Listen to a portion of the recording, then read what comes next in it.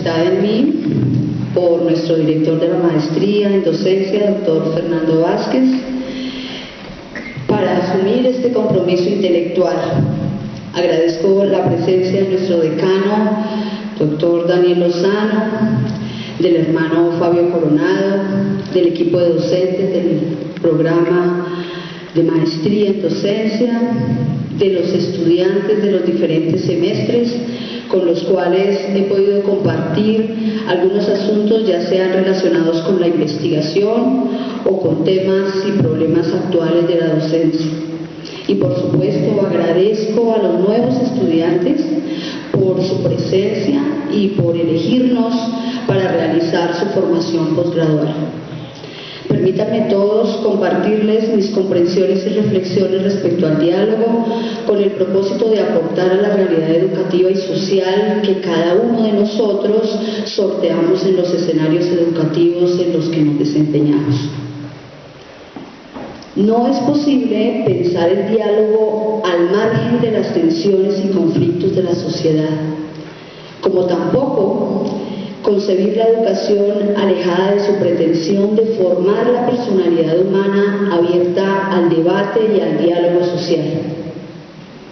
Se trata entonces de considerar la relación tripartita entre diálogo, educación y sociedad como escenarios fecundos para el planteamiento de nuevas formas de reflexión y acción del ser humano sobre el mundo.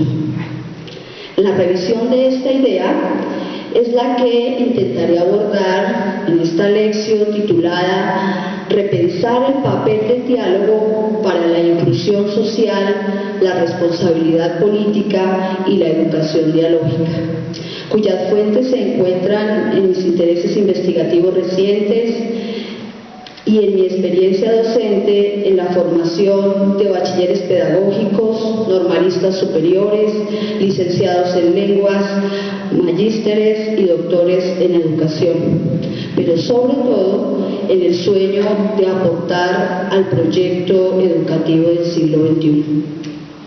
He organizado mi intervención en dos partes. En la primera presentaré algunas perspectivas teóricas, presupuestos y contextos de desarrollo del concepto de diálogo que posibilitan su comprensión. Y en la segunda parte propondré algunos campos de trabajo, problematizaciones y apuestas en torno al diálogo. Primera parte: diálogo y dialogicidad, perspectivas teóricas, conceptos y contextos de desarrollo. Somos testigos y partícipes de excepción de un mundo diverso, caracterizado por una pluralidad de opciones a nivel sexual, familiar, religioso, político y cultural. Una pluralidad derivada en gran medida de las resistencias a criterios de autoridad, a las formas hegemónicas, pero sobre todo a la creciente desconfianza en la institucionalidad que rodea a estos ámbitos dentro de lo público y lo privado. También somos testigos y protagonistas excepcionales del crecimiento paulatino de formas de asociación inexistentes e insospechadas. Los campesinos sin tierra, las minorías étnicas, las familias desplazadas, las víctimas del secuestro, los indignados y todos aquellos que desde distintas esferas de la acción social han dejado su posición ante la sociedad, han adjetivado su posición ante la sociedad y demandan ser escuchados.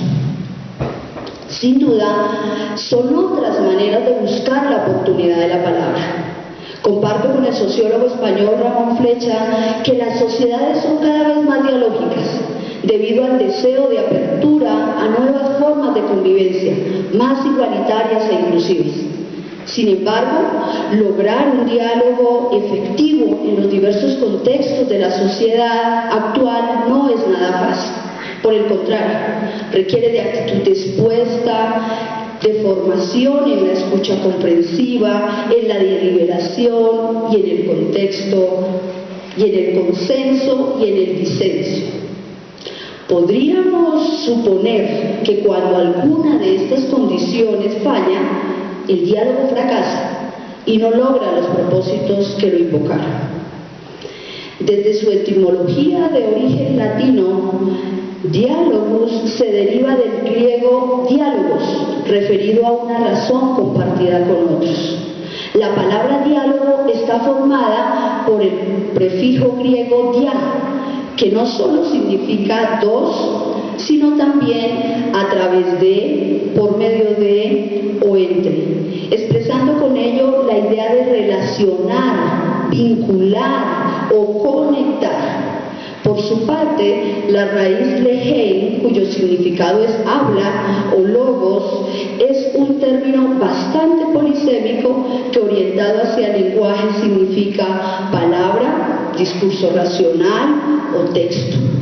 Por eso el diálogo indica un acto comunicativo, una común unión que ocurre a través de o mediante el intercambio significativo de la palabra pronunciada. Pero, ¿qué sabemos acerca de su naturaleza, de sus modos de articulación intrínseca, de sus posibilidades de complejización, progresión y complementariedad? Entender el concepto del diálogo es una tarea exigente, dada su naturaleza polifacética, poliédrica, de múltiples caras y también de múltiples aristas. Ante esta complejidad y sin pretensiones de exhaustividad, he de aclarar que las 4 perspectivas teóricas del diálogo que a continuación presento son el resultado de una revisión analítica de estudios sobre la oralidad en campos disciplinares relacionados con las ciencias sociales, las ciencias del lenguaje y la comunicación, la literatura y la educación. Allí pude encontrar un amplio e interesante panorama de posibilidades de investigación del diálogo como forma de discurso. Y aunque este no es precisamente el objeto central de estudio de estos campos de saber, sus vínculos y filiaciones sí aportan al conocimiento de su naturaleza, sus usos sociales, sus formas de realización y procesos implicados en la comprensión del lugar del diálogo a nivel social y educativo. A. Perspectiva literaria del diálogo. Identificar la noción del diálogo en la producción literaria y cinematográfica es una tarea bastante compleja, especialmente en la escritura, pues implica lograr que sus rasgos orales, es decir, su gestualidad, su naturaleza espontánea y su capacidad expresiva, trasciendan a la enunciación poética.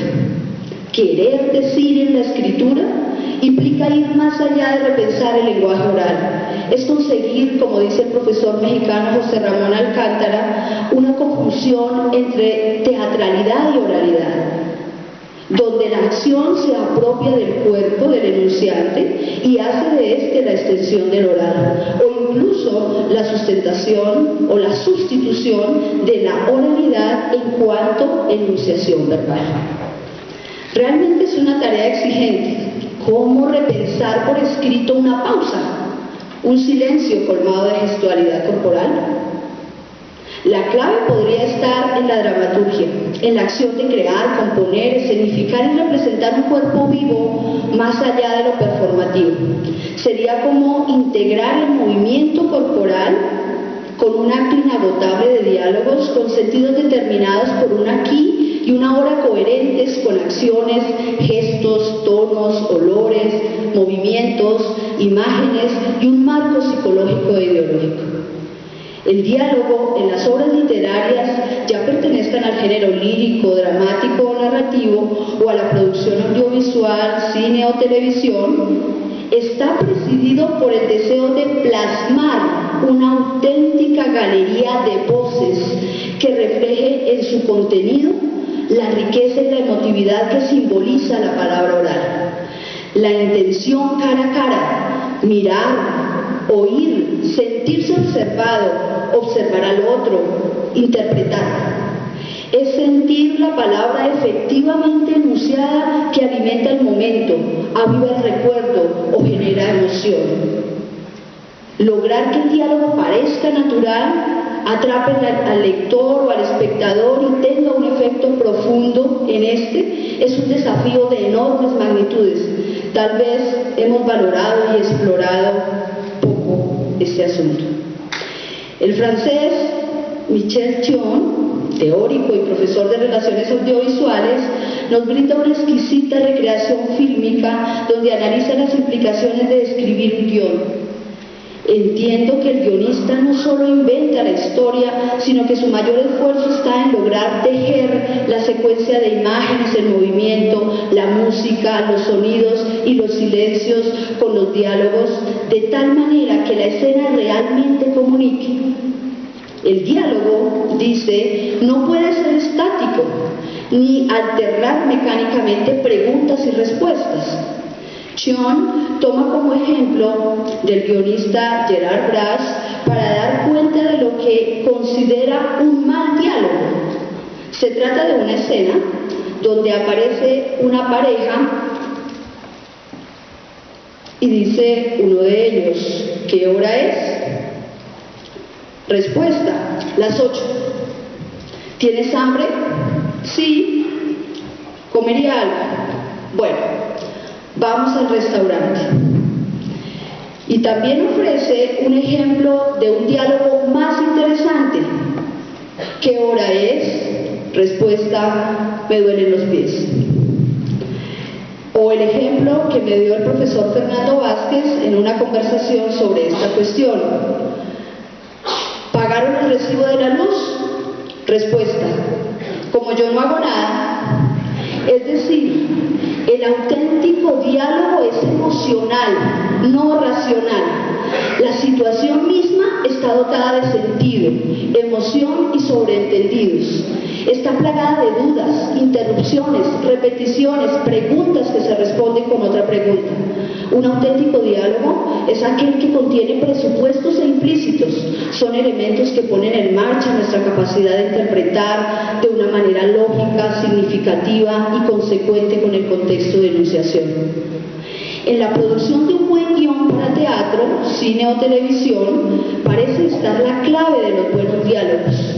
Aquellos que poseen enunciados para ser dichos, no para ser leídos, diálogos breves y cargados de sentido. Esto es, diálogos en situación, vivos, loables, aquellos que no necesitan que los personajes digan todo. El guionista debe lograr el equilibrio entre la densidad de un texto escrito y el carácter diluido de la conversación. Debe atrapar el dinamismo propio de la palabra pronunciada, convertirla en creíble y en recurso para hacer avanzar la acción. Debe aprender a jugar con la réplica, con la voz interior o la voz de otro, que resuene en la mente de alguien y logra conmover al espectador sin caer en la tensión del diálogo explicativo, en la tentación del diálogo explicativo. En la novela, por ejemplo, autores como Juan Goytisolo, Guillermo Cabrera Infante, Rosa Guimaraes, Juan Rulfo, entre otros novelistas y cuentistas en general, saben aprovechar el poder de los diálogos para avivar el sentimiento y la memoria, retratar la realidad social, afianzar los lazos culturales y reconocer su potencial creador. Recordemos que son muchos los filósofos, escritores, periodistas e investigadores que han utilizado el diálogo como eje transversal de sus obras. Este sería el caso, por ejemplo, de Victoria Ocampo en Diálogos con Borges, o de Gianni Battimo en Diálogos con Nietzsche, o la gran tradición francesa con los diálogos sobre el mal entre Albert Camus y Jean-Paul Sartre. Todos estos me han mostrado pasajes de diálogo potentes que provocan un enriquecimiento del pensamiento. He dicho que la perspectiva literaria del diálogo se apoya en los modelos y usos cotidianos.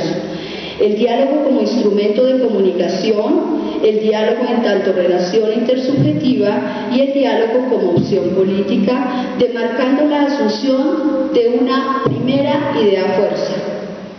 El diálogo en la producción literaria y cinematográfica se hunde con ciertas intenciones en un tiempo por trascender lo meramente, en un intento por trascender lo meramente verbal y recrear una situación existencial y totalizadora que logre el efecto deseado en el auditorio, en el lector o en el espectador. B. Perspectiva filosófica y discursiva del diálogo. En la comunicación humana, el diálogo es la base fundamental y se representa en la conversación entre personas mediante una alternancia de intercambios y réplicas que adquieren, según Renzo Titone, lingüista italiano, un movimiento circular y bidireccional. Cabe aclarar que no siempre hay un intercambio conversacional propiamente dicho.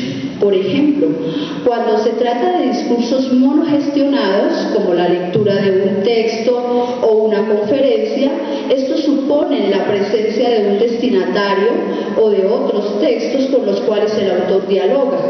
Es decir, se busca tener una confrontación abierta que genere incertidumbre, cuestionamiento o lleve a la búsqueda de la verdad o a comprender las razones del otro. En este sentido, Mikhail Bakhtin, desde su perspectiva del lenguaje como actividad discursiva, sustenta el principio dialógico y polifónico como la participación de múltiples voces que posibilitan una construcción intersubjetiva de sentidos y aseguran la presencia en nuestros diálogos de otros que le han precedido, constituyéndose de esta manera una cadena discursiva. El dialogismo es la capacidad relacional de la significación, mientras que la dimensión de tipo dialogal se deriva de una construcción colectiva, política, histórica, que da lugar a una práctica discursiva y con ello a un determinado género discursivo. Así, el diálogo se convierte en una forma especial de interacción que no se reduce al intercambio verbal, sino que resulta de encarnar argumentos e ideas con miras a expresar la posición de los interlocutores o dialogantes en la perspectiva del placer de conversar o de la búsqueda de la verdad planteada por Bakhtin. La verdad no nace ni se encuentra en la cabeza de un solo hombre, sino que se origina entre los hombres que la buscan conjuntamente en el proceso de su comunicación dialógica. La práctica efectiva del diálogo se inscribe en dos dimensiones. La primera corresponde a lo que Eddy Roulet, profesor francés de lingüística general, denomina dialogar, centrada en la estructura de los intercambios, los movimientos y marcadores discursivos y la lógica de los encadenamientos. La segunda dimensión corresponde a la dialógica, centrada en su carácter o naturaleza del discurso oral y escrito. No puedo dejar de mencionar los antecedentes y vestigios del diálogo provenientes de los pensadores clásicos. Si para Sócrates la verdad nace como el fruto del diálogo y permite alcanzar el conocimiento, activando el recuerdo como un núcleo de todo saber, para Platón el pensamiento mismo es de naturaleza dialógica. Cuando pensamos establecemos un diálogo con nosotros mismos y con los otros, mientras que para Aristóteles el diálogo requiere del componente argumentativo. De ahí su propuesta de análisis y categorización de la estructura del discurso, la cual dio gran solidez a la discusión filosófica y a la generación de nuevos conocimientos. La retórica aristotélica invita entonces a la acción discursiva a través de estrategias de persuasión que conllevan el consenso. Fueron las investigaciones de Charles Perelman las que llevaron el sentido y las que también renovaron lo fundamental de la retórica desde su teoría de la argumentación. Para el filósofo Ignacio Issúzquiza fueron Fichte y Hegel quienes fortalecieron aún más el concepto del diálogo. El primero le otorgó un componente antropológico desde la idea de la liberación del sujeto a través del diálogo. El segundo planteó que el diálogo es inherente al ser humano, por ello es necesario conocerlo y llevarlo a la práctica. Hans Georg Gadamer Revive estos planteamientos que dotaron al diálogo de una naturaleza ontológica y epistémica, gracias a la influencia en su pensamiento de algunos filósofos griegos, Platón, Hegel y Heidegger. Sin embargo, establecer una gran diferencia entre un diálogo y una conversación no ha sido posible. Gadamer se refiere a esta como una comunicación de sentido que va más allá del uso lingüístico porque encierra un significado colectivo y connota una lógica basada en decir algo a alguien y una vez dicho algo, alguien se siente interpelado y contesta. Seguramente en la respuesta subyace una nueva pregunta. Este movimiento dinámico del diálogo es dialógico y siempre deja al descubierto nuevos interrogantes susceptibles de ser comprendidos.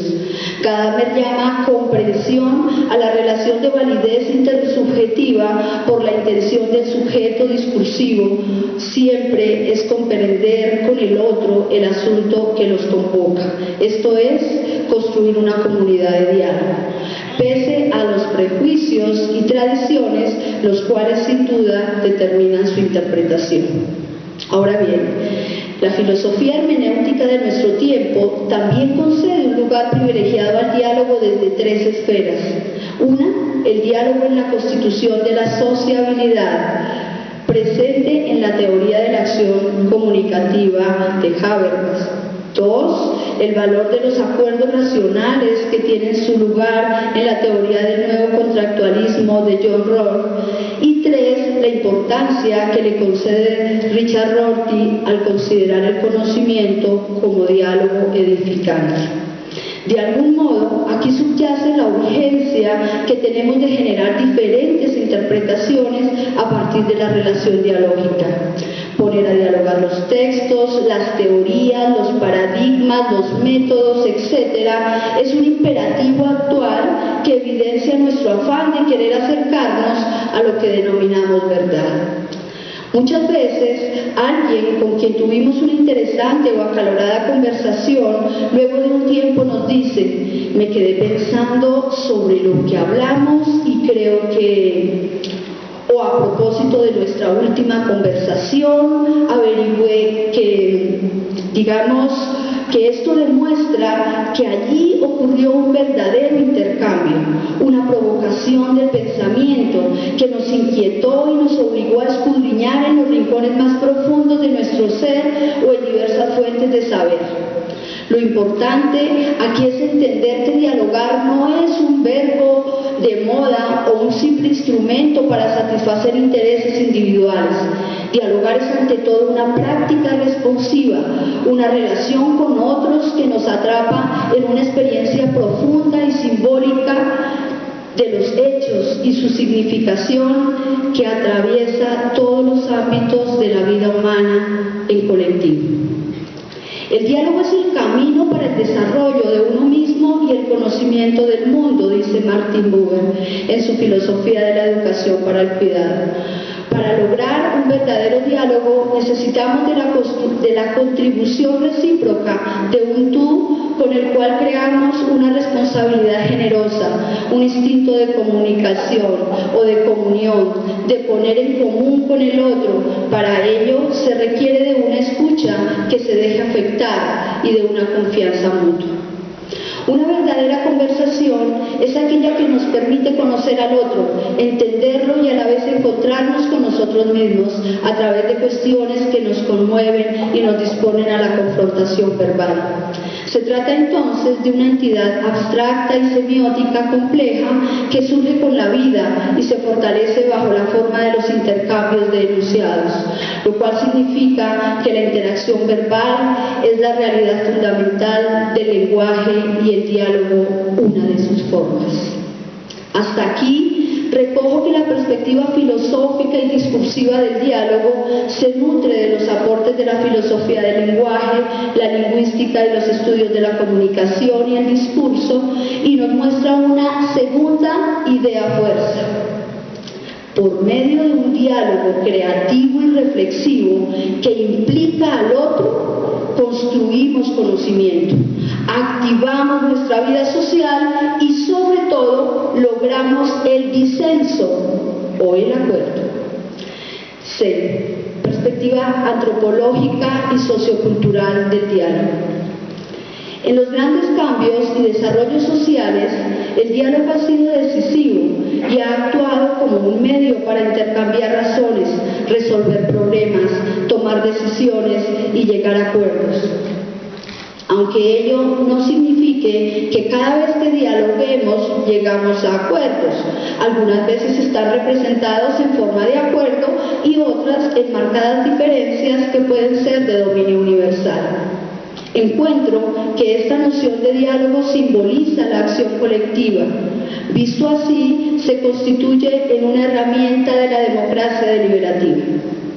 Uno de los contextos de desarrollo del diálogo es el político, donde el diálogo es fundamental para consolidar los procesos democráticos, hacer visibles las problemáticas y mediar en la asunción de responsabilidades de los líderes. Adriana Bolívar, profesora e investigadora venezolana, ha enfatizado en la necesidad de reconocer que en la política el diálogo nos permite comprender la forma de participación de los actores políticos y los modos como el diálogo se mantiene o se deteriora a favor o en desmedro de la paz y las relaciones democráticas. Ella llama macrodiálogo a las discusiones sobre asuntos del Estado y microdiálogo a las interacciones de los jefes de Estado responsables de la provocación o mitigación del conflicto diplomático, con lo que introduce dos categorías que son sugerentes para pensar el papel del diálogo en las relaciones de poder entre los actores del hecho político. Si tenemos en cuenta que el diálogo en el campo político se proyecta a través de los medios de comunicación para dar cuenta la mayoría de veces de crisis diplomáticas y de la manera como éstas se dirimen, podríamos afirmar que esta ocupación mediática del diálogo nos ha acostumbrado a un esquema que nace casi siempre del discurso amenazante y transita hacia la disculpa pública y de esta al escenario de sonrisas, abrazos y apretones de mano que simbolizan la reconciliación.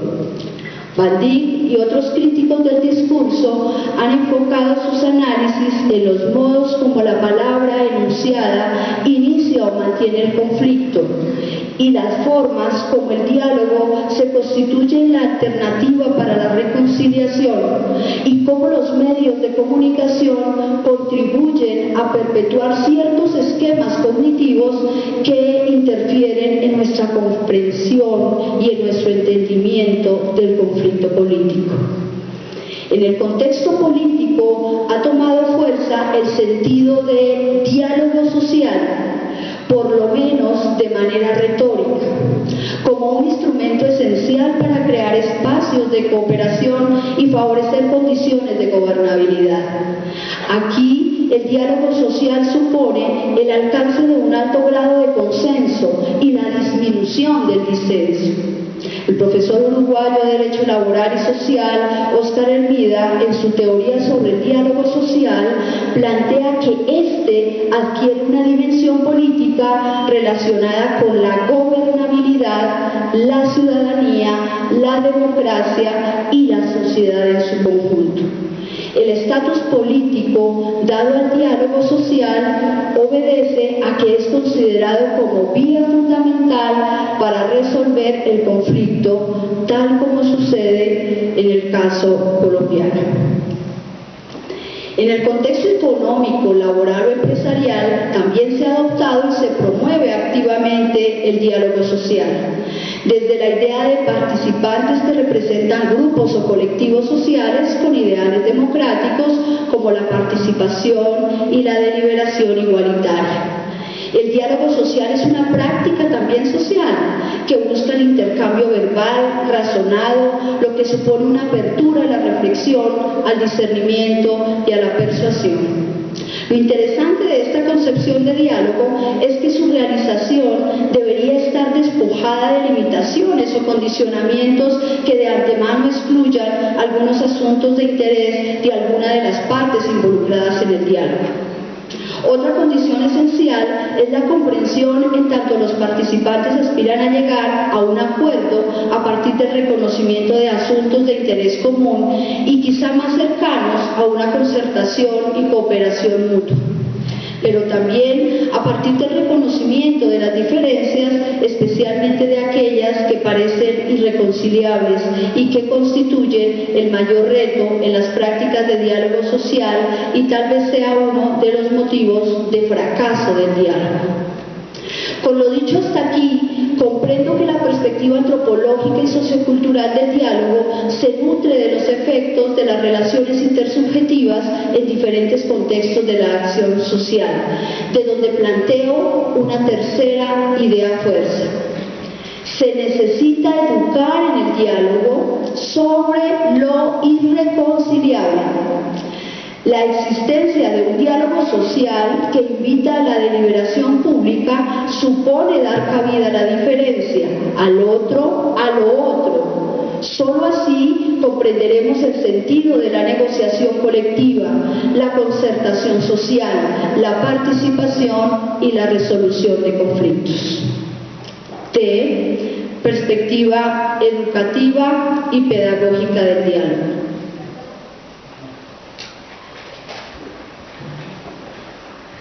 La preocupación por los problemas de desigualdad y poder en la sociedad ha hecho que el diálogo y los valores que lo animan se vinculen a las prácticas educativas con distintas formas de significación.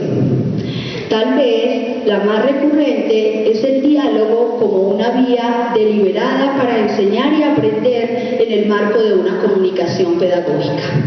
No obstante, no todos los diálogos o conversaciones que ocurren en el ámbito escolar tienen una intención pedagógica, como tampoco todas las situaciones que creamos o simulamos para interactuar logran el propósito de un verdadero diálogo. La apuesta del diálogo en el ámbito escolar está motivada por el espíritu de descubrimiento. Por lo tanto, se ancla en la pregunta, pero sobre todo en la incertidumbre que nos invita a buscar las diversas verdades y en el razonamiento argumentado. Asimismo, es invocado permanentemente en la resolución de conflictos y últimamente se plantea como estrategia para estrechar las relaciones entre los distintos actores de la comunidad educativa y entre esta y otras instancias sociales. Sin duda, los aportes de Diu, Vygotsky, Freire y Gadamer, entre otros, han influido notablemente en el pensamiento educativo acerca del diálogo, fortaleciendo los atributos de un desarrollo de la conciencia personal y política de los participantes. De allí se derivan abundantes estudios sobre la educación desde los modelos dialogales, como es el caso del diálogo en la enseñanza de Nicolás Burbules o la enseñanza dialogante de Lois Knott.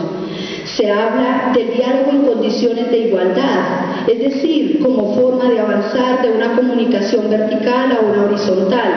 Se atribuye el diálogo a la capacidad de construir conocimiento, o por lo menos de resignificarlo, con el concurso de todos los agentes educativos.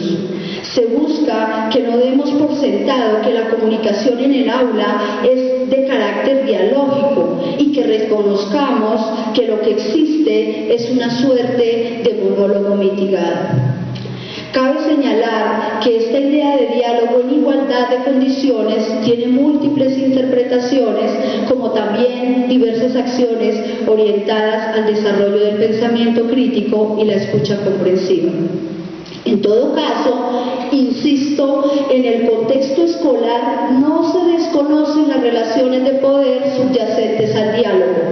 Por ello, se considera que el diálogo es una práctica idealista y por tanto desdibuja la relación dialógica entre estudiantes y docentes e instaura una educación antidialógica caracterizada por la emisión unidireccional, una especie de diálogo de sordos que contradice la naturaleza del aula como espacio de gran polifonía e interacción comunicativa, si acogemos la perspectiva bakhtiniana del diálogo.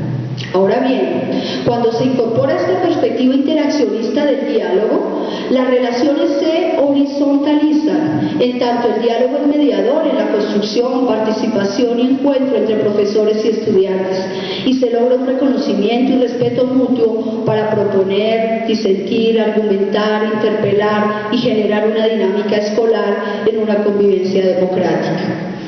En esta relación dialógica juega un papel fundamental la comprensión de lo otro, lo cual implica la dilucidación o cambio de postura, lo cual significa también, en palabras de Fernando Vázquez, entender que cambiar de parecer o de postura cuando hay razones de los demás que nos convencen no es debilidad o falta de carácter, sino todo lo contrario, adquirir una madurez intelectual en la que abunden la flexibilidad y la tolerancia.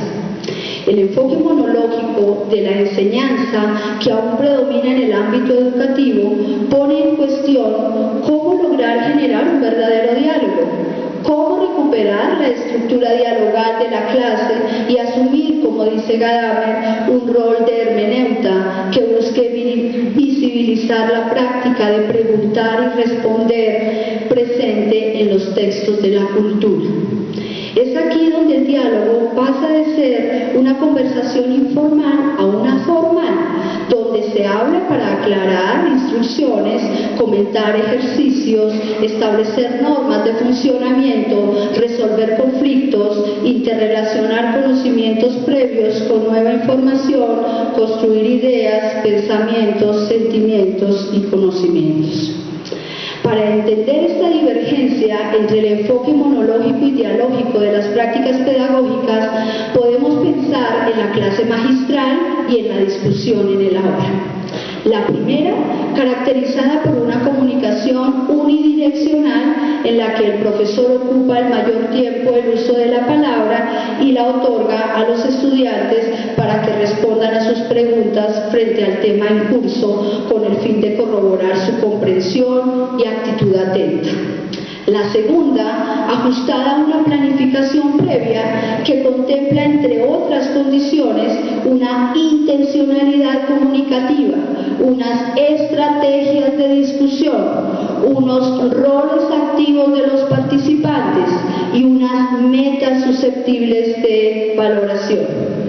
Por lo anterior, como ya han señalado los teóricos que recién mencioné, el diálogo no es una práctica discursiva en una sola vía orientada a informar, relatar, explicar o argumentar en torno a un tema en cuestión.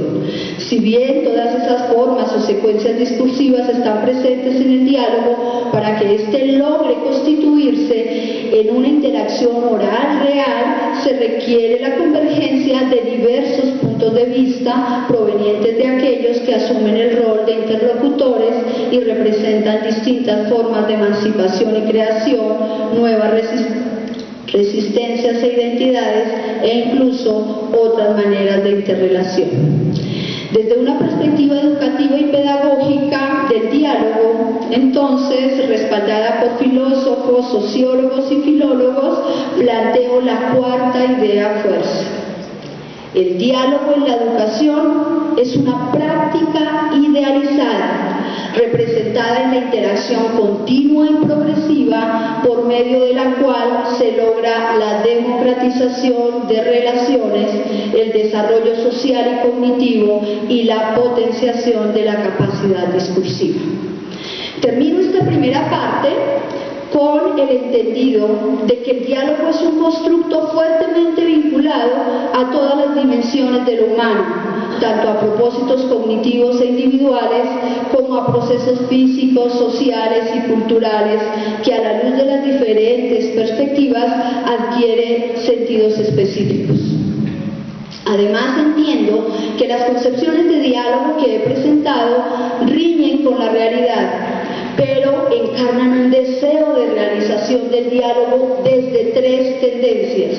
La primera concibe el diálogo como una comunión íntima, como un encuentro relacional y recíproco entre un yo y un tú en un espacio y en un tiempo comunes, donde se reconoce al otro como a sí mismo en toda su alteridad. La segunda es una fuerte tendencia a considerarlo como un intercambio oral entre personas o grupos que poseen distintas cosmovisiones en contextos diversos públicamente mediados. La tercera se relaciona con las diferencias que se establecen entre diálogo y conversación. El diálogo posee el carácter de mediador de cosmovisiones en conflicto, por tanto es más profundo y polémico, mientras que para otros la conversación es menos formal y más amistosa. Segunda parte: campos de trabajo, problematizaciones y apuestas del diálogo. He de destacar que el diálogo ocupa un lugar importante en la agenda de muchos investigadores, quienes lo contemplan en distintas direcciones de la hermenéutica contemporánea. El espíritu del diálogo como fuente de conocimiento y erudición, el diálogo como interacción y réplica interpersonal y el diálogo como relación pedagógica. A continuación, presento un manifiesto en favor del diálogo, acudiendo a nuestra voluntad y deseo de su realización, a partir de algunas problemáticas inscritas en el desarrollo investigativo de 5 campos que ponen en relación al diálogo con la educación, con la docencia, con la lectura y la escritura, con la convivencia social y finalmente con la familia y la sociedad en Colombia. Primer campo de trabajo: las relaciones entre diálogo y educación. A. Los problemas. Una de las preocupaciones fundantes tanto de la filosofía como de la teoría de la educación es el diálogo. Sus aportes y problematizaciones surgen de las distintas perspectivas, enfoques o teorías que la soportan. Si reconocemos la esencia etimológica de la educación en el sentido de extraer lo mejor de la persona, es decir, desarrollar, potenciar y formar en ella lo mejor de su condición humana, y la filosofía en el sentido de problematizar los fenómenos que constituyen esa condición humana, comprenderemos entonces la importancia dada por Jung a su necesaria complementariedad, toda vez que la educación nos dispone intelectual y emocionalmente ante los demás, y en ella la filosofía pone en práctica sus discusiones y problematizaciones. Desde este juego de campos de saber y cuestionamientos, resulta fundamental pensar los modos como opera el diálogo en los contextos educativos. Amplío el planteamiento de Nicolás Bourboulez frente al diálogo en la educación como forma de expresar y crear nuevas comprensiones, como instrumento de reflexión y mediación de asuntos del mismo lenguaje, de lo ético, de lo político, lo económico, y en general como género discursivo capaz de movilizar a los participantes a un tipo particular de relación comunicativa desde el entendido de disponer de un instrumento adecuado para reconocer acuerdos, discrepancias y alternativas de solución viables. En este sentido, y desde una perspectiva crítica de la educación, invito a revisar los aportes de Paulo Freire en la construcción de una teoría de la acción dialógica que sienta las bases de la teoría de la acción comunicativa de Jürgen Habermas y de la pedagogía crítica como respuesta a la crisis de la educación y de la sociedad postmoderna. La preocupación de Shor, Thoreau, Apple, McLaren, Bernstein, Flecha, Auber, Cary Temis y otros teóricos críticos de la educación es la búsqueda de una simbiosis entre el lenguaje de la crítica y el lenguaje de la posibilidad. Aquí se pone en juego la fuerza dinámica del cambio propia de la condición humana y no la resistencia pasiva representada en la adaptación. Por ello, los procesos investigativos en torno a la relación educación-diálogo requieren analizarse desde un gran espectro de posibilidades. En esa búsqueda, este campo de trabajo puede constituirse en un espacio de reflexión e investigación que examine cuestiones como La desconfianza e incredulidad en el carácter político de las instituciones y discursos educativos que orientan los ideales de la sociedad actual, la lucha por educar en la diversidad y justicia, donde tengan cabida distintas formas de relación entre géneros, culturas, credos, comportamientos y formas de sentir y hablar, los fenómenos relativos a la evolución de la educación con respecto a los desarrollos de la sociedad misma y la supuesta transición de una educación anacrónica, prescriptiva y represiva a una educación basada en la libertad y el progreso para todos. Las relaciones de poder que vehicula el lenguaje o las diversas formas de silenciar, marginar o reprimir, la educación como la vía para ser buenos ciudadanos y profesionales comprometidos con las transformaciones sociales. En fin, se trata de redefinir y ampliar estas macrocategorías en la perspectiva de otorgar un estatuto epistemológico al diálogo en la educación actual. B. Las apuestas.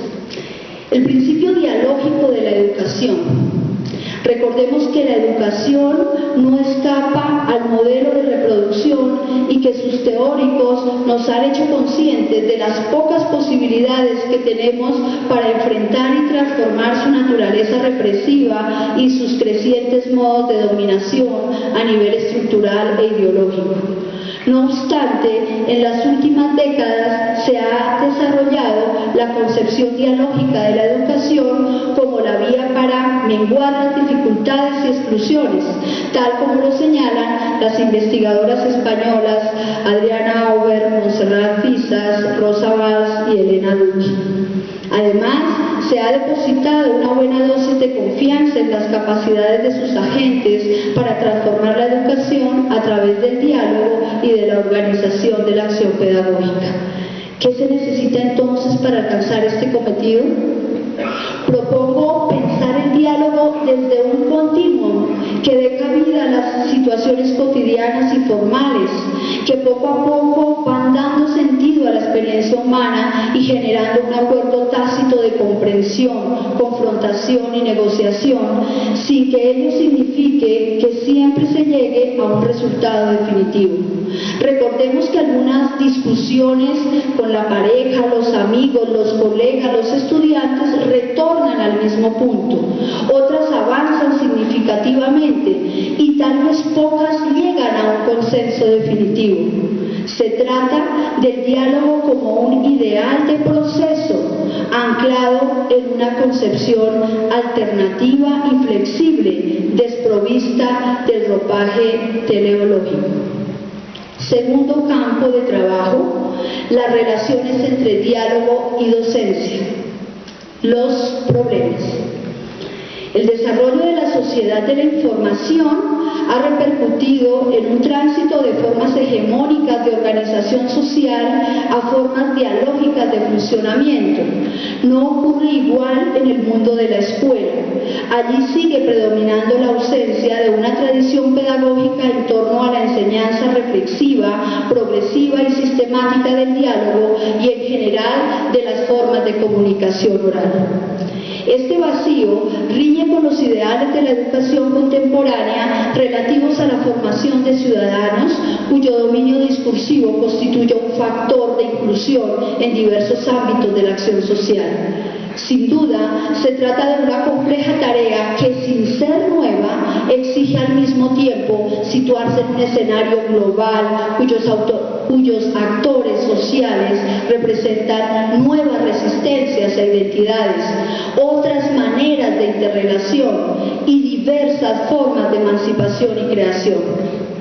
Otras razones que sustentan esta preocupación son la subvaloración del diálogo en el desarrollo e identidad individual y sociocultural del ciudadano, el tratamiento ocasional e intuitivo del diálogo como objeto de enseñanza y aprendizaje en la escuela, la ausencia de programas de investigación sobre formación docente en didáctica de la oralidad y sus manifestaciones como el diálogo en la educación básica, media y superior.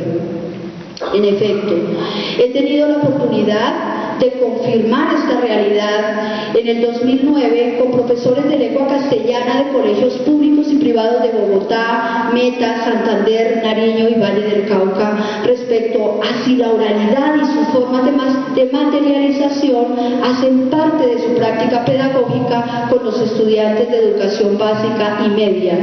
Y encontré que un 55% reconoce que no ha vinculado la oralidad ni ninguno de sus géneros a sus prácticas pedagógicas de manera reflexiva y sistemática, mientras que un 35% afirmó que ocasionalmente realiza actividades orales con propósitos comunicativos y de desarrollo del pensamiento, y solo un 10% atestiguó que plantea hipótesis de trabajo relacionadas con el dominio comprensivo y expresivo de distintos géneros orales en diversos contextos.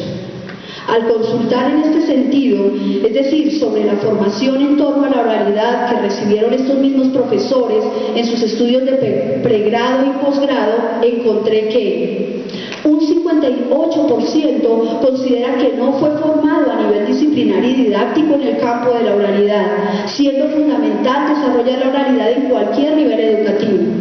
Un 30% considera que algunas materias o seminarios de pregrado y posgrado aportaron saberes socioculturales, lingüísticos, sociolingüísticos, comunicativos y o pragmáticos. No obstante, no recuerdan orientaciones de tipo pedagógico. Y un 12% manifiesta que mediante un proceso de autoformación ha logrado comprender aspectos teóricos y didácticos de la oralidad. Esta realidad explica de algún modo el lugar del diálogo en el contexto escolar, porque quien habla es el maestro y el destacado primer lugar de la escucha, poco comprensiva y crítica, es de los educandos.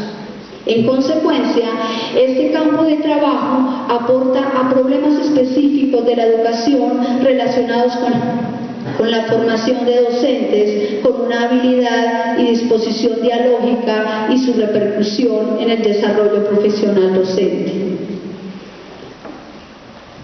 Las apuestas de la acción antidialógica a la acción dialógica en la docencia.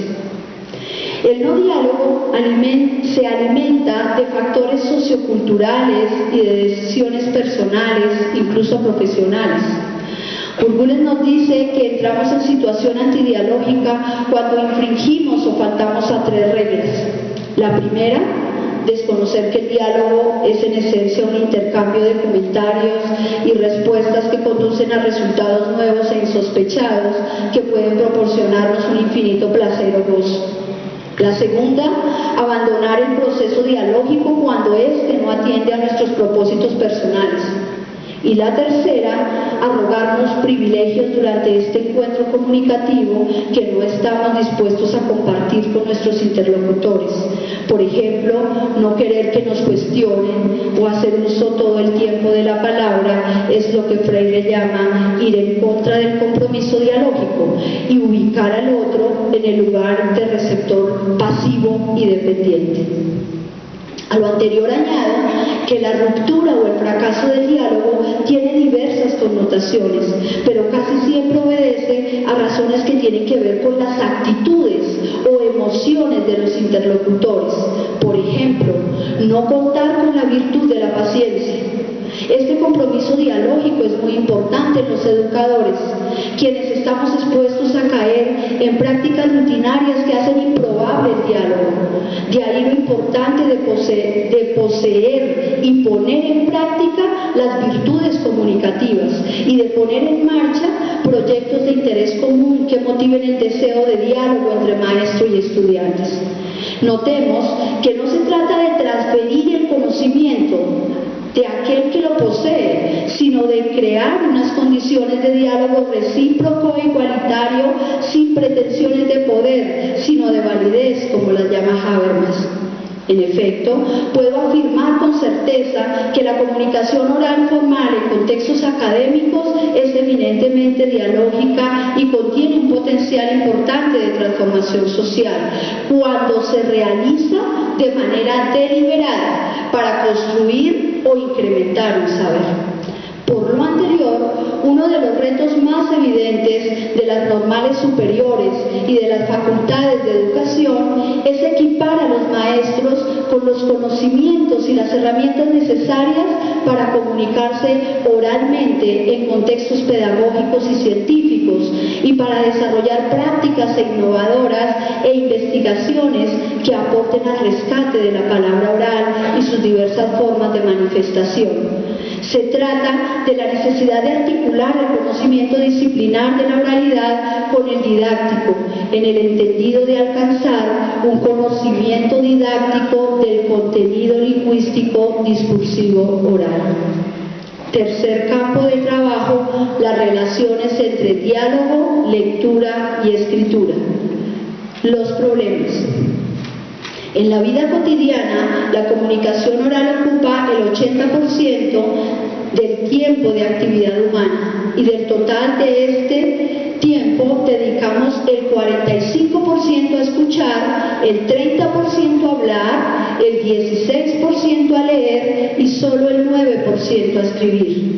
No obstante, el 80% de las actividades de la vida escolar, desde la educación inicial hasta la educación superior, se centran en el aprendizaje y la práctica de la lectura y la escritura, sin que logremos un dominio efectivo de ninguna de estas habilidades, de leer, escuchar, escribir y hablar.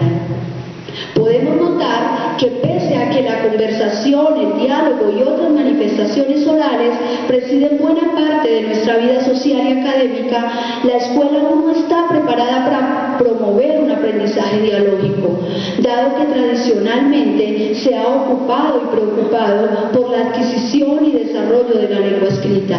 Además, la sociedad se ha encargado de recordarle que le compete enseñar a leer y a escribir, lo cual indica que no reconoce la necesidad de desarrollar el uso, la función y la comprensión del diálogo en los contextos escolares y no escolares, como tampoco su papel en el desarrollo individual, escolar y social de los ciudadanos en su etapa escolar. No obstante, existe un clamor general por superar las dificultades del uso frecuente de palabras en función de agredir, discriminar y excluir.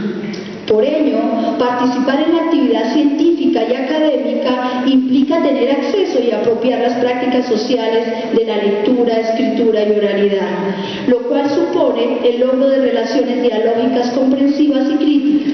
Sin embargo, en la universidad hay poco ejemplo de diálogo y es escaso el deseo de desprendernos de los autores para decir algo propio. Además, no todos los estudiantes cuentan con un acompañamiento o apoyo irrestricto en estos procesos decisivos para su aprendizaje. Por ejemplo, no se orienta en el diálogo o el diálogo con los textos. En este sentido, planteo la necesidad de explorar la dimensión interdisciplinar del diálogo, por cuanto llama la atención sobre un conjunto de condiciones socioculturales, psicopedagógicas, lingüísticas y discursivas necesarias para su valoración, comprensión e incorporación en los aprendizajes escolares. Asimismo, es importante estudiar el diálogo en otras manifestaciones orales en estrecha relación con la lectura y la escritura, para determinar no solo las implicaciones de su relación en contextos de aprendizaje con fines específicos, sino lo que como educadores hacemos con ellas, la forma como las apropiamos y vinculamos a la universalización de los mercados, la democracia, los avances tecnológicos y comunicativos. En este sentido, las preocupaciones aumentan por el cambio de soporte en las formas convencionales de escribir, hablar, leer y escuchar. Por ejemplo, dialogar a través del medio electrónico nos impone múltiples voces y planos que rompen con la linealidad y la posibilidad de sentir la fuerza de la palabra oral, de olerla y saborear sus rasgos de estilo. No obstante, estos giros de la palabra desafían al interlocutor a probar sus destrezas lingüístico-discursivas, proxémicas y kinésicas, esto es, su capacidad discursiva. Las apuestas. Las comunidades de aprendizaje. El diálogo está en la escritura y se nutre de sus logros, y la escritura está en el diálogo y se apoya en ella, porque la relación entre ambas no es de oposición, sino de complementariedad. La naturaleza interactiva y práctica de la oralidad descansa en la conversación y el diálogo cotidianos. Las iniciativas de crear aulas con comunidades caracterizadas por una cultura de aprendizaje representada en la cooperación, el trabajo colaborativo, el liderazgo compartido y el diálogo permanente abren el camino en el sentido transformador propuesto por César Coll. Desde prácticas docentes alejadas de los modelos transmisivos que aún perviven en nuestros contextos escolares. Cuarto campo de trabajo, las relaciones entre diálogo, familia y sociedad. Los problemas.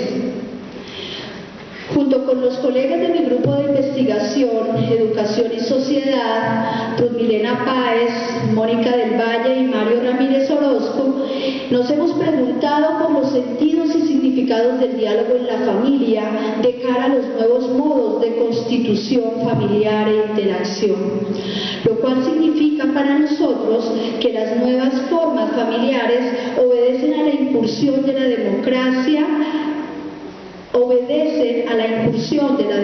en la organización familiar y al derrumbe de la tradición patriarcal y jerárquica. De ahí la pregunta por el papel del diálogo en este proceso de transformación hacia relaciones más democráticas e igualitarias. Se trata de una emancipación familiar que la sociedad y la escuela no pueden esquivar. Es necesario indagar por la pérdida o no de valores familiares, por los modos de convivencia y la pluralidad de opciones. Las nuevas estructuras familiares, tradicionalmente excluidas, homosexuales, heterosexuales, transexuales, etc., que reclaman un espacio para ser escuchados y reconocidos como familia. De ahí la importancia de examinar supuestos como las nuevas estructuras familiares requieren el diálogo continuo para su consolidación y mantenimiento. Muchas familias ya no están dialogando porque no hay un proyecto común, por tanto no hay familia dialogante. La familia es una unión de silenciosos debido a los afanes y las responsabilidades laborales de ambos padres que impiden contar con un tiempo suficiente para el diálogo. Asimismo, la enajenación derivada del uso compulsivo de dispositivos tecnológicos deteriora la relación dialógica de la familia, como también la ausencia de estrategias para provocar el diálogo alejado de la interrogación inquisidora. Y si se dialoga en familia, ¿cómo contribuye este acto de comunicación profundamente a la convivencia social y a la construcción de paz? Diré que la tarea no es sencilla y que estas conjeturas pueden oscilar entre lo obvio y lo abstruso, pero solo lo descubriremos en esa empresa de volver a pensar y explorar el diálogo en relación con la familia, la escuela y todas aquellas instituciones permeadas por grandes cambios. También es imperativo este análisis de la presencia o ausencia del diálogo intrafamiliar para determinar su injerencia en la violencia familiar y escolar. Ahora bien, la interacción entre la familia y la escuela está bastante deteriorada, ya que se señala a la primera de trasladar toda la responsabilidad educativa a la institución escolar y abandonar a los niños y jóvenes a su suerte. De igual forma, la presencia cada vez mayor de los medios de comunicación y dispositivos tecnológicos en las casas, la actividad laboral de la mujer e incluso de menores y jóvenes han alterado las dinámicas habituales, generando una especie de enajenación que reduce el espacio para el diálogo, para el reconocimiento del otro allegado, para la creación de lazos familiares que aporten un mundo de la vida más tranquilo y en paz. Por tanto, las búsquedas son absolutamente necesarias, toda vez que se configuran en acciones susceptibles de reorientarse a través de instituciones como la familia o la escuela. Las apuestas, la democratización y transformación de las familias hacia relaciones más equitativas. ¿Qué implicaciones sociales y educativas tienen las nuevas formas familiares? Este y otros interrogantes dan cuenta de la necesidad de reconocer los modos de emancipación de las familias y por tanto las nuevas formas de relación dialógica al interior de las mismas, y entre este y otras instituciones como la escuela y la sociedad en general. Como educadores debemos fomentar el diálogo y la reflexión conjunta sobre esta pluralidad de opciones de relación familiar. Además, es necesario aliviar el malestar que se ha generado entre la escuela y la familia y buscar otras vías de participación que contribuyan al fomento de nuevos modos de convivencia y construcción de paz. Quinto y último campo de trabajo: las relaciones entre diálogo y convivencia social. Los problemas en el contexto escolar, más allá de detenerme en esas infinitas problemáticas de la convivencia, deseo alentar la posibilidad de rescatar el diálogo no hegemónico como instrumento de mediación en la resolución de conflictos y en la violencia que azota la escuela. En las últimas décadas hemos sido testigos de cómo un buen número de maestros, instituciones, organismos educativos y medios de comunicación han puesto en marcha distintos proyectos, políticas escolares o programas relacionados con el conflicto escolar con resultados alentadores. Es el caso de un estudio sociológico denominado Conflictos en la Adolescencia, los protagonistas toman la palabra, elaborado por la ONG Liga Española de Educación y Cultura Popular de Madrid, donde se muestran los modos de resolución del conflicto por parte de adolescentes españoles de 25 centros educativos públicos y privados. Ante un conflicto que surja en el aula o en la escuela, la mayoría de adolescentes, el 79%, opta por solucionarlo con el diálogo. Y además, más de la mitad de ellos, el 69%, se ofrece para mediar en ellos. Y solo un 5.95% de los jóvenes de 15 a 18 años optan por golpear. En el contexto social, la preocupación por recuperar la deliberación del diálogo social también está presente en las diferentes esferas de la acción social. Asistimos a un momento crucial para el debate y el acuerdo sobre la paz en Colombia y confiamos en que el diálogo esta vez cumpla su función de instrumento mediador y sea la alternativa capaz de detener 50 años de guerra. En este escenario caben múltiples interrogantes alrededor del papel de los diálogos de paz, ya que nos han precedido varios intentos fallidos. Nicolás Burbules se pregunta, ¿por qué fallan los diálogos? ¿Qué quiere decir que un diálogo fracasa? A estos interrogantes agrego, ¿qué vías pueden superar el fracaso del diálogo? ¿Qué características deben tener los diálogos entre actores de un conflicto armado?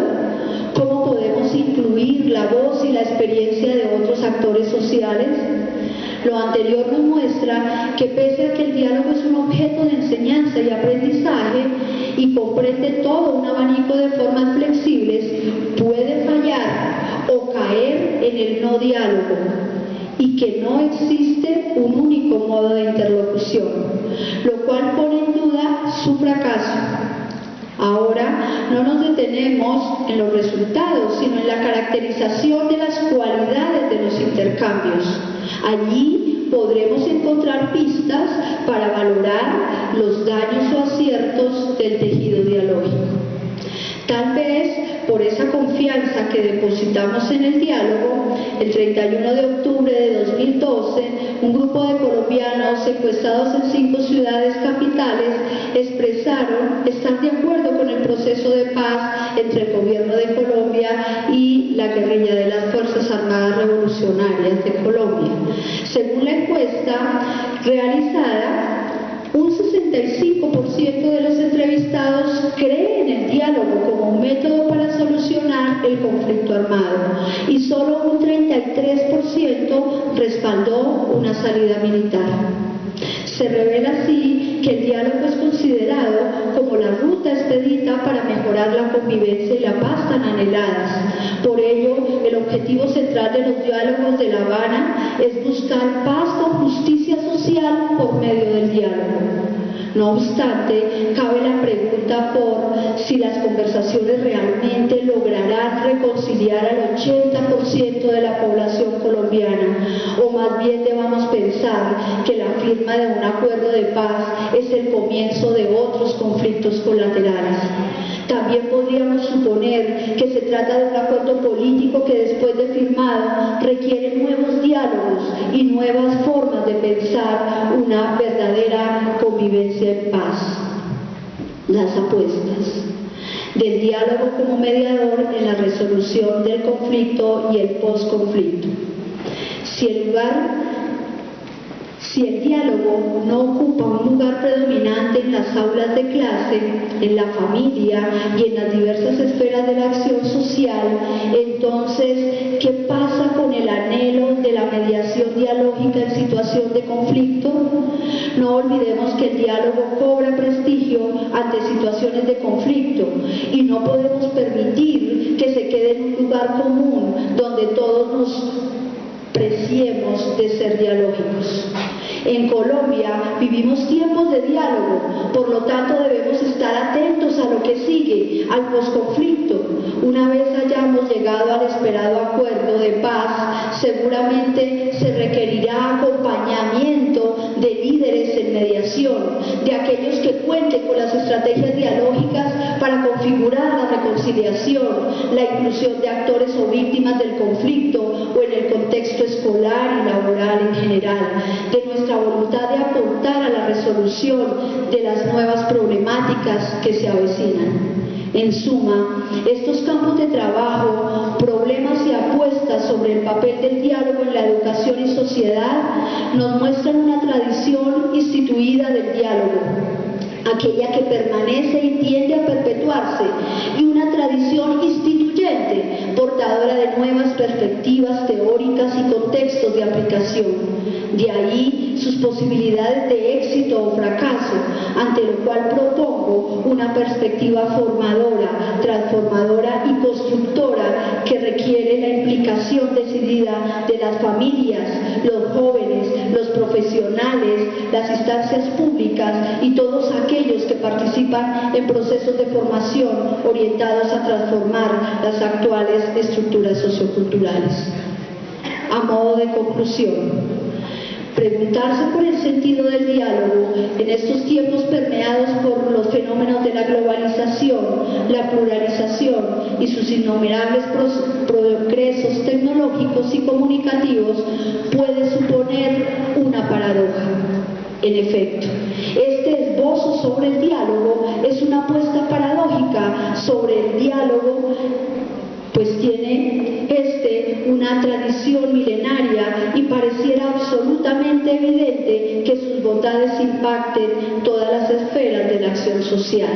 Sin embargo, la gran magia de la paradoja radica en que, aunque parece contradictoria e ilógica, si volvemos la mirada y nos detenemos ante ella con los sentidos desnudos, se torna brillante, ilógica y con sentido. Es decir, la paradoja nos permite crear nuevas posibilidades de exploración, nuevos razonamientos, nos ayuda a romper las barreras y en últimas a movilizar concepciones y prácticas que hemos naturalizado. Solo me resta insistir en que asumamos el espectro del diálogo como un acontecimiento de vida, como un lugar de sentido y como un modo de relación intersubjetiva que es posible gracias a la vitalidad de la palabra enunciada, bien sea compartida o diferenciada, pero en todo caso capaz de mediar en el entendimiento humano y social. Planteo entonces pensar el diálogo no como la acción de hablar con otro o de lograr un encuentro de voces, sino como la relación deliberada entre personas desde el mutuo reconocimiento de la alteridad. Considerar el diálogo como una relación interpersonal caracterizada por la reciprocidad y la mutualidad supone la instauración de lazos afectivos y la puesta en escena de valores que nos descubren y nos transforman. Dotados de una gran dosis de persistencia y esperanza, los invito a ser enfáticos en la posibilidad de rescatar el diálogo como un derecho, como una política, como una forma de inclusión social, como una alternativa para la construcción de ciudadanía. Esta es una tarea pedagógica de todos y un compromiso irrenunciable de las presentes y nuevas generaciones de maestros. Muchas gracias.